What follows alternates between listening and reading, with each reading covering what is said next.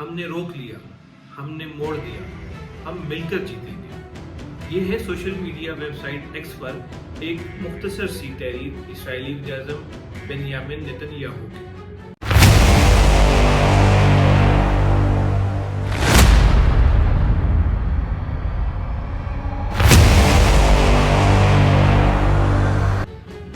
اسرائیلی فوج کی طرف سے بھی اتوار کے دن یہ بتایا گیا کہ ایران کی طرف سے 300 سے زیادہ ڈرون اور میزائل اسرائیل پر داغے گئے، جن میں سے 99% مار گرائے گئے۔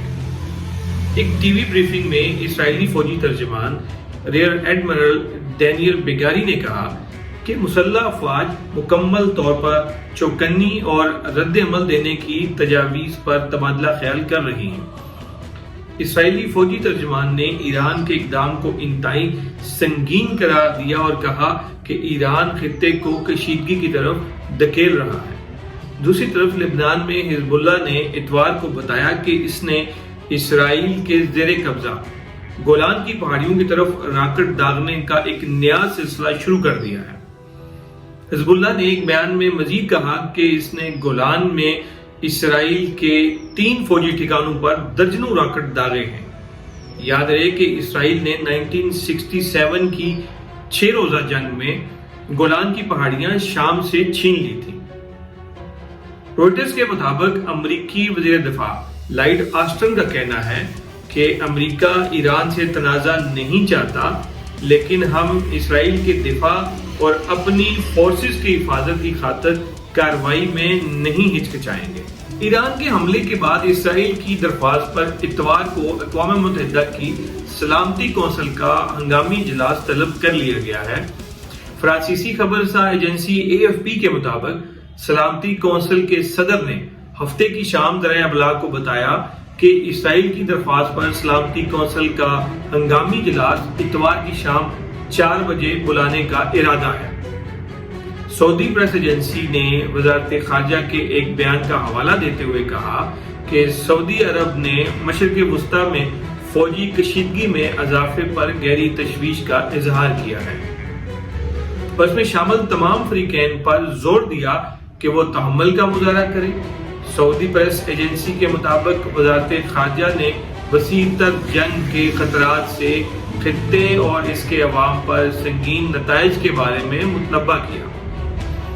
سعودی عرب کے سرکاری خبر رساں ادارے SPA کی رپورٹ کے مطابق سعودی وزارت نے سعودی عرب کے موقف کی توثیق کرتے ہوئے کہا کہ سلامتی کونسل کو بین الاقوامی امن اور سلامتی کو برقرار رکھنے کے لیے اپنی ذمہ داری قبول کرنی ہوگی۔ عراق نے اعلان کیا ہے کہ وہ اپنی فضائی حدود بند کر دے گا اور ہوائی ٹریفک معطل کر دے گا۔ عراقی وزیر ٹرانسپورٹ رزاق السعدادی نے بتایا کہ عراقی فضائی حدود بند کرتے ہوئے ہوائی ٹریفک روک دی گئی ہے۔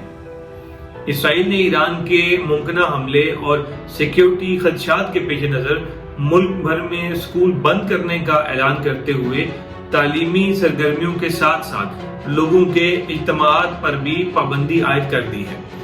برطانوی خبر رساں ادارے BBC کے مطابق ایرانی فوج کی جانب سے جاری بیان میں اسرائیل پر حملے کی تصدیق کرتے ہوئے کہا گیا کہ یہ حملہ 1 اپریل کے دمشق میں ایرانی قونصل خانے پر حملے کا جواب ہے۔ بیان میں مزید بتایا گیا کہ ایران کے اسرائیل پر اس حملے کو آپریشن ٹرو پرومس کا نام دیا گیا۔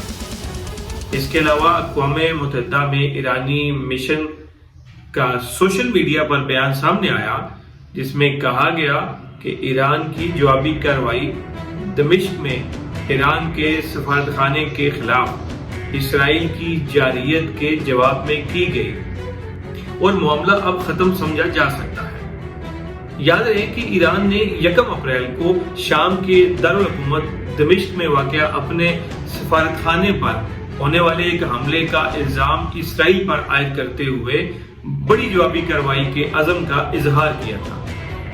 ایرانی سفارتخانے پر ہونے والے اس حملے میں سینئر ایرانی کمانڈر سمیت 13 افراد ہلاک ہوئے۔